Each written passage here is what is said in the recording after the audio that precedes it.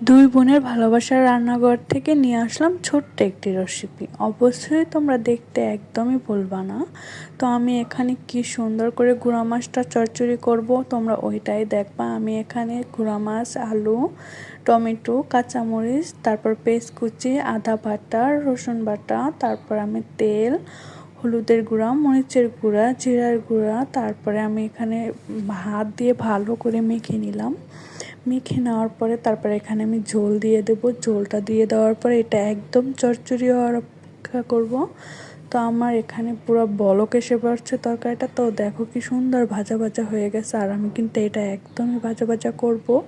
আর এই গুঁড়া মাছটা যত ভাজা ভাজা কইরা রান্না করতে পারবা অতই মজা। আর এই গুঁড়া মাছ রান্না তো আমার কাছে অনেক মজা হয়।